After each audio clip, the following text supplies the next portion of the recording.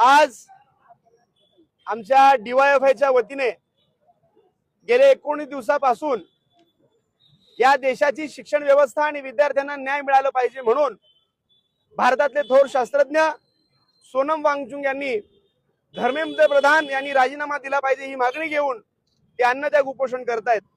आणि त्यांच्या उपोषणाच्या समर्थनार्थ आज आम्ही सोलापूर जिल्हा समितीच्या वतीनं 5 जण एक दिवसीय 24 तासांचा लाक्षणिक अन्नत्याग उपोषण आम्ही आज सुरुवात केलंय सकाळी 10 वाजता। आमची प्रमुख मागणी आहे, ज्या मागणीसाठी आज धर्मेंद्र प्रधानच्या राजीनाम्यासाठी सोनम वांगचुक यांनी आपलं बलिदान देण्यासाठी आत्माहुती देण्यासाठी त्या जंतर मंतरवरती थांबलेले आहेत, परंतु सरकार त्यांच्याकडे जात नाही। अत्यंत लाजिरवाणी गोष्ट आहे। मला एक गोष्ट नमूद करायची आहे, ज्यावेळी सामाजिक कार्यकर्ते अण्णा हजारे यांनी जंतर मंतरवरती उपोषण केलं त्यावेळी असणाऱ्या त्या विरोधी पक्षात होत्या आणि सत्ताधाऱ्यांना धारेवर धरलं आणि अण्णा हजारेंना न्याय देण्यासाठी त्यांची जी तगमग तडफड होती ती आता दिसत नाहीये।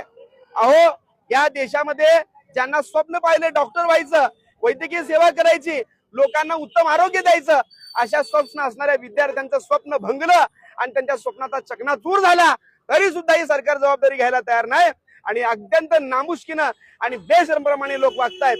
म्हणूनच जोपर्यंत धर्मेंद्र प्रधान राजीनामा देणार नाहीत तोपर्यंत हे आंदोलन जारी राहील। आम्ही देखील सोलापूरच्या प्रशासनाला हेच सांगतोय, आमचं 1 दिवसाचं लाक्षणिक उपोषण आहे। उद्या सकाळी 10 वाजेपर्यंत सरकारने आणि प्रशासनाने आमच्याकडे काहीतरी सकारात्मक जर त्यांनी काही पत्र दिलं तर आम्ही आंदोलन मागे घेऊ, नसेल तरी आंदोलन पुढे जारी राहील असं या ठिकाणी सांगतो।